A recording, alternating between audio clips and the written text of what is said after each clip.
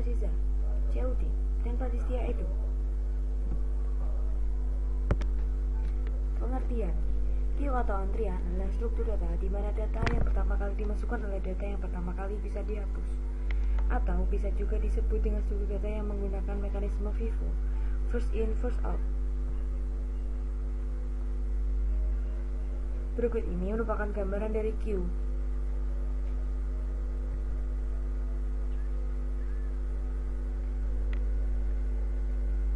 Fungsi dalam queue. Yang pertama adalah fungsi init. Digunakan untuk membuat queue baru atau kosong, yaitu dengan memberi nilai awal atau head dan nilai akhir atau tail dengan 1. Fungsi full. Digunakan untuk mengetahui apakah queue sudah penuh atau belum. Dilakukan dengan memeriksa nilai akhir atau tail apakah sudah sama dengan maksimal queue. Fungsi empty.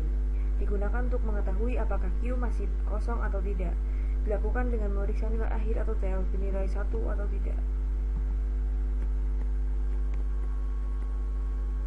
Fungsi yang keempat adalah enqueue, digunakan untuk menambahkan elemen ke dalam queue. Yang kelima, fungsi dequeue, digunakan untuk mengambil elemen dari queue dengan cara memindahkan semua elemen satu langkah ke posisi depannya sehingga elemen yang paling depan tertimpa.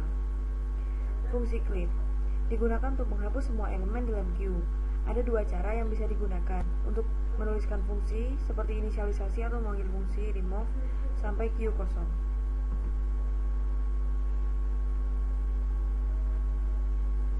Istilah dalam queue. Memasukkan data atau insert disebut juga dengan put, add, atau enqueue. Menghapus data atau remove biasa disebut dengan istilah delete, get, atau dequeue.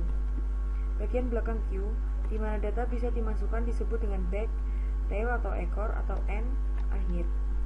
Bagian depan, front queue, di mana data bisa dihapus juga biasa disebut dengan istilah kepala atau head. Circular queue. Di dunia nyata, apabila seseorang sedang mengantre, misalnya antri tiket kereta api, apabila telah dilayani dengan memperoleh tiket, maka ia akan keluar dari antrian dan orang-orang yang berada di belakangnya akan bergerak maju ke depan. Kita bisa saja menggerakkan setiap item data ke depan apabila kita menghapus data yang terdepan, tetapi hal ini kurang efektif. Sebaliknya, kita tetap menjaga setiap item data di posisinya. Yang kita lakukan hanyalah mengubah posisi front dan rear saja. Circular queue atau lanjutan. Yang menjadi permasalahan adalah apabila posisi rear berada pada bagian akhir dari array atau pada nomor index yang terbesar. Meskipun ada bagian yang kosong di awal-awal array karena mungkin data telah dihapus, data baru tidak dapat dimasukkan lagi karena array-nya sudah tidak bisa bergerak lagi. Atau mungkin kalau posisi rear-nya bisa berpindah, situasi seperti itu bisa dilihat seperti gambar berikut.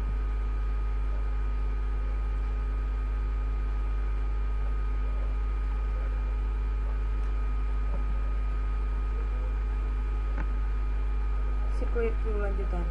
Untuk menghindari permasalahan seperti itu, tidak bisa memasukkan data baru, meskipun queue-nya belum penuh, maka front dan rear-nya berputar kembali ke bagian awal array.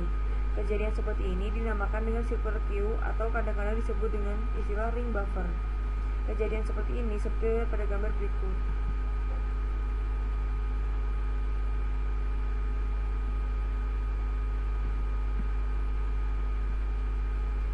Circular queue lanjutan.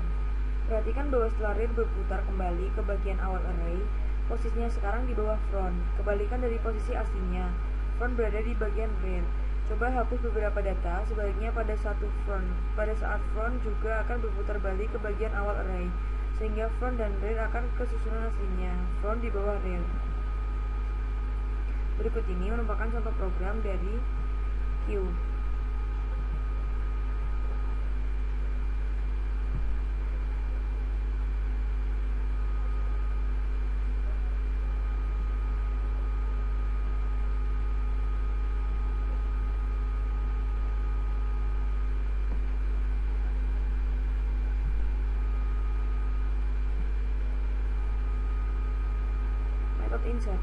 Metode insert mengasumsikan bahwa queue tidak penuh atau full. Kita dapat melihatnya dengan main, tetapi kita juga bisa memanggil insert hanya setelah memanggil is full dan memperoleh nilai kembalian yang salah.